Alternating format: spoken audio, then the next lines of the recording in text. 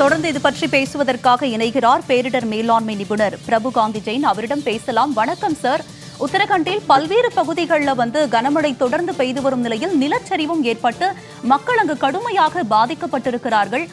மீட்பு நடவடிக்கைகளே தொய்வு ஏற்பட்டிருக்கக்கூடிய நிலை இருக்கிறது வானிலை காரணமாக. இது பற்றி உங்களுடைய பார்வை sir. Ma'am, Uttarakhand most vulnerable state ma'am. இந்த மாதிரி லேண்ட் ஸ்லைடிங் மழை பெய்யுதுங்க. நீங்க ஒரு 6-7 வருஷத்துல பாத்தீங்கன்னாலே கிட்டத்தட்ட ஒரு 8 வாட்டிக்கு மேல நடந்திருக்கு பெரிய லெவல்ல. பிளஸ் இது தொடர்ச்சியா அப்நார்மல் லைன் இந்த மாதிரி பண்றச்ச பீப்புளை இது ஒன்னொரு வயநாடா மாறக்கூடாது. அதுதான் ரொம்ப ரொம்ப முக்கியம். ஸோ இமீடியட்டா கவர்மெண்ட் பண்ண வேண்டிய விஷயம் என்னன்னா, எல்லா ஐஏஎஸ் ஐபிஎஸ் ஆஃபீஸர்ஸும் கோஆர்டினேஷன் பண்ணி, ஏன்னா டிசாஸ்டர் டைம்ல மல்டி டிபார்ட்மெண்டல் கோஆர்டினேஷன் வேணும். அதாவது வருவாய்த்துறை, ஒரு எலக்ட்ரிசிட்டி, அப்புறமா ஒரு டாக்டரு, அந்த மாதிரியான விஷயங்கள் நிறைய கோஆர்டினேஷன் தேவைப்படும். மெயினா ஒரு group of crowd of people, crowd மாப்னு சொல்லுவாங்க. அதாவது ஒரு 50,000 பேர், 1,00,000 பேர் ஒரு பாதுகாப்பற்ற இடத்துல இருந்து ஒரு பாதுகாப்பான இடத்துக்கு மாற்ற வேண்டிய சூழல் ஏற்படும். அந்த இடத்துல சானிடரி நீட்ஸு, ஹெல்த்து, ஹைஜீனிக்ஸு இது எல்லாமே பெரிய லெவலில் மெயின்டைன் பண்ணால் உயிரிழப்புகள் மிகப்பெரிய லெவலில் தவிர்க்கலாம். இது பேரிடர் மெயினாக 2 விஷயமா டிஃபினேஷன் பண்ணுவாங்க. ஒன்று ஹியூமன் லாஸ், ஒன்று மெட்டீரியல் லாஸ். இப்போ கவர்மெண்ட்டும் சரி, எல்லாமே சரி, மெட்டீரியல் லாஸ் இது வந்தாலும் சர்வை பண்ணிடலாம். ஆனால் மனித உயிரிழப்பை தவிர்க்கிறதுக்கு கவர்மெண்ட் இப்போ நிறைய மாடர்ன் டெக்னாலஜிலாம் வந்திருக்கு. ஆட்டோமேஷன் வந்திருக்கு, மிஷின் லேர்னிங் வந்திருக்கு, ஈவன் ட்ரோனை வச்சுலாம் கூட கண்டுபிடிக்கலாம். பீப்புள்ஸ் ஏதாவது எங்கேயா நடுவில் மாட்டியிருந்தா கூட ட்ரோன் வித் ஐஆர், இன்ஃப்ராரெட், அது மாதிரி வச்சு கூட சோர்ஸ் பண்ணி யாராவது எங்கேயா மாட்டியிருந்தா கூட எவாக்குவேட் பண்ணலாம். ஸோ இந்த மாதிரி எடுத்துகிட்டு போகலாம். அண்ட் ரீஹாபிலிட்டேஷன், டிசாஸ்டர் ரீஹாபிலிட்டேஷனுக்குன்னு ஒரு ப்ரோட்டோகால் ப்ரொசீஜர்ஸ் இருக்கு. அது பிரகாரம் பண்ணாலும் மிகப்பெரிய இது பண்ணலாம். இப்போ கவர்மெண்ட் இமீடியட்டா பண்ண வேண்டியதுனா, உத்தரகாண்ட் எங்கெங்கெல்லாம் டிசாஸ்டர் ப்ரோன் ஜோன்னு ஐடென்டிஃபை பண்ணி வைக்கிறாங்களோ அந்த இடத்துல டெவலப்மெண்ட் ஆக்டிவிட்டிஸே நடக்கக்கூடாது. அங்கே தப்பு பண்றாங்க. டூரிசம் சொல்லிட்டு ப்ரொமோட் பண்ணோம் சொல்லிட்டு உள்ள ஹோட்டல் கட்டுறது, அலோவ் பண்றது, இந்த மாதிரி விஷயங்கள்லாம் டவுன் பிளானிங் பண்ணணும். அதுதான் அவங்களுக்கு ஒர்க்கே. இந்த மாதிரியான ப்ரிகாஷன் ஸ்டெப்ஸ் எடுத்தா மக்களை காப்பாற்ற வேண்டியதுதான் மாநில அரசாங்கம், மத்திய அரசாங்கத்தோட தலையாய கடமை. அது பேரிடர் காலங்களில் அவங்க தான், கவர்மெண்ட் தான் மக்கள் கூட நிற்கணும். ஸோ அதுக்கு ரீஹாபிலிட்டேஷன் ஒர்க்கு, இந்த மாதிரி ப்ரிகாஷன்ஸ் ஆக்டிவிட்டிஸ்லாம் பெரிய லெவலில் எடுத்து பண்ணால் மிகப்பெரிய உயிர்களை தவிர்க்க முடியும். சார், நீங்க ப்ரிகாஷன்ஸ் பத்தி சொன்னீங்க. இப்போ நிறைய மக்கள் அங்க சிக்கி தவிச்சுக்கிட்டு இருக்காங்க. ஏன்னா நிலச்சரிவு பல பகுதிகளில் ஏற்பட்டிருக்கு. எவ்வளோ பேர் சிக்கி தவிச்சிட்டு இருக்காங்கன்னு தெரியாத நிலையில வானிலை நிலவரம் தொடர்பா மீட்பு பணியும் அங்க தொய்வு ஏற்பட்டிருக்கு. என்ன நடவடிக்கை எடுத்தா அங்க மக்களை நம்ம வெளியே கொண்டு வரதுக்கான வாய்ப்பு இருக்கு? ஏன்னா நாளை வரைக்கும் மழை தொடரும்னு சொல்லியிருக்காங்க.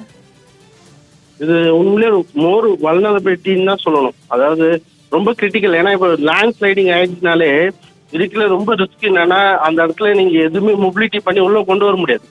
ரோடு பாதிக்கப்படுது, ஏதாவது வண்டி உள்ள வரனாலும் ரொம்ப கஷ்டம். ரீஹாபிலிட்டேஷன் ஸோ வானலாவிய விஷயங்களை வச்சுதான் பண்ணும். ஸோ ஹெலிகாப்டர், அப்புறமா இந்த மாதிரி ட்ரோன் ஃபெசிலிட்டிஸு, இந்த மாதிரி விஷயங்களை வச்சுதான் மக்களை மீட்கிறதுக்கான நடவடிக்கை பெரிய லெவலில் எடுக்கலாம். இன்னொன்று, இது இம்மிடியட்டா அவசர கால இந்தியா இம்மிடியட்டா மிலிட்ரி ஃபோர்ஸை உள்ள இறக்கி பீப்புள் ரெஸ்கியூ ஆப்ரேஷன்ல இன்வால்வ் பண்ணணும். அதுவும் இது எதுவுமே ரோடு வேல பண்ண முடியாதுங்க. ஒன்னொன்று, மக்கள் நில சரிவுல கற்பாதைக்கு நடுவில் மாட்டிட்டு இருந்தாங்கன்னா அதுவும் ரொம்ப கஷ்டம். ஸோ இந்த மாதிரியான விஷயங்களை மானிட்டர் பண்றதுக்கு தான் தொடர்ச்சியா ட்ரோனை வச்சு ஸ்லைஸா பண்ணி எந்த இடத்துல அதிகமாக ரெஸ்கியூ ஆயிருக்காங்கன்றத பண்ண வேண்டியது தலையாய கடமையா இருக்கு. சார், ஒவ்வொரு ஆண்டுமே கனமழை பெய்வதும் நிலச்சரிவு ஏற்பட்டு அதனால் மக்கள் பாதிக்கப்படுவதும் தொடர்கதையாகிட்டே இருக்கு. அப்படி இருக்கும்போது மக்களுடைய மனநிலை வெகுவாக பாதிக்கப்பட்டிருக்கு. மக்கள் கடுமையா இன்னல்களை சந்திச்சுட்டு வராங்க. அவங்களுக்கு நீங்க கொடுக்கக்கூடிய அட்வைஸ், அவங்க என்ன ப்ரிகாஷன்ஸ் அவங்க மேற்கொள்ளலாம்? சார், இப்போ வருஷம் பொங்கல், தீபாவளி எப்படி வருதோ அது மாதிரி இனிமேல் இந்த மாதிரி பேரிடர்கள் வரதான் போதும். ஓகேங்களா? இந்த பேரிடர்களை கையாள உண்டான டாக்டிக்ஸ், லைஃப் ஸ்டைல், அதாவது கிளைமேட்டிக் சேஞ்ச், பருவநிலை மாறுபாட்டுக்கு ஏற்ற வாழ்க்கை முறையை நம்ம அமைச்சுக்கணும். இதுதான் ரொம்ப முக்கியம். ஸோ இந்த மாதிரி பேரிடர் காலங்களை எப்படி நம்ம ஹேண்டில் பண்ண போறோம், இதுக்கு பேர் எமர்ஜென்சி எவாக்குவேஷன் பிளான்னு சொல்லுவாங்க. Emergency mitigation plan. ஸோ இதெல்லாம் ஸ்கூல் பாடத்திட்டத்திலே வரணும்னு நான் சொல்ல வரேன். ஸோ இது மாதிரி ஆயிடுச்சுன்னா எப்படி ரெஸ்கியூ பண்றது, எப்படி வெளியே வர்றது, எஸ்கேப் ரூட் எங்க இருக்கும், எமர்ஜென்சி. இப்போ என்ன கேட்டீங்கன்னா ஒவ்வொரு ஸ்ட்ரீட்லயும் உத்தரகாண்ட்ல ஒரு எமர்ஜென்சி எவாக்குவேஷன் பிளான் எப்படி தெரு பேர் போறாங்களோ அது மாதிரி எஸ்கேப் ரூட் கூட போடணும்னு நான் சொல்ல வரேன். அப்படி இருந்தாதான் இந்த மாதிரி ரெஸ்கியூ ஆப்ரேஷன் போது மக்கள் எல்லாமே தயார் நிலையில இருப்பாங்க. அண்ட் 2030 இப்போ 2025 இருக்கும், 2020 ஒரு நியூ நார்மல் லைஃப் நீங்க பார்க்கலாம். அதாவது துபாயில மழை பெய்யுது, வெயில் காலத்துல மழை பெய்யும், மழை காலத்துல வெயில் எடுக்கும். இதை விட வர்ஸ்ட் சீனரிலாம் எதிர்பார்க்கலாம். இப்போ 3 நாளைக்கு முன்னாடி கூட நிறைய விஷயங்கள் பார்த்தோம். ஜப்பான்ல அந்த அடிக்கிற ஹீட் தாங்க முடியாம டயர் வெடிக்குது, ரோட்ல போக முடியல.